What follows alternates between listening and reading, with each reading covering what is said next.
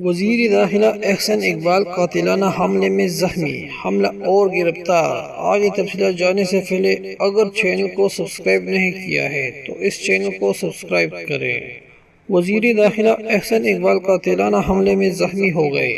انہیں بازو اور پیٹ میں گولی لگی جس پر انہیں اسپتال منتقل کر دیا گیا۔ پولیس نے حملہ آور کو گرفتار کر لیا۔ ایکسپریس نیوز کے مطابق واقعہ نارووال کے علاقہ قصبہ کنجرول میں پیش آیا، جہاں وزیر داخلہ احسن اقبال ایک کارنر میٹنگ میں شریک تھے۔ بتایا جاتا ہے کہ ایم پی اے رانا منان کے ڈیرے پر کارنر میٹنگ کا انعقاد کیا گیا تھا۔ کارنر میٹنگ کے اختتام پر احسن اقبال جب ڈیرے سے باہر آ رہے تھے کہ اس دوران مجمع میں شریک ایک مسلح شخص نے ان پر فائرنگ کر دی۔ ایک گولی احسن اقبال کے بازو اور ایک پیٹ میں لگی۔ احسن اقبال کو زخمی حالت میں فوری طور پر ڈسٹرکٹ ہیڈ کوارٹر اسپتال لایا گیا، جہاں احسن اقبال کا آپریشن کیا گیا۔ بعد ازاں انہیں وزیر اعلیٰ پنجاب کی ہدایت پر ہیلی کاپٹر کے ذریعے لاہور کے سروسز اسپتال منتقل کر دیا گیا۔ پولیس نے دعویٰ کیا ہے کہ فائرنگ کرنے والے شخص کو گرفتار کر کے نامعلوم مقام پر منتقل کر دیا گیا ہے۔ ملزم کا نام عابد حسین ہے اور اس کی عمر 21 سال ہے۔ ڈی پی او کے مطابق گولی احسن اقبال کے دائیں بازو میں لگی۔ ملزم نے 30 بور کے پستول سے فائرنگ کی۔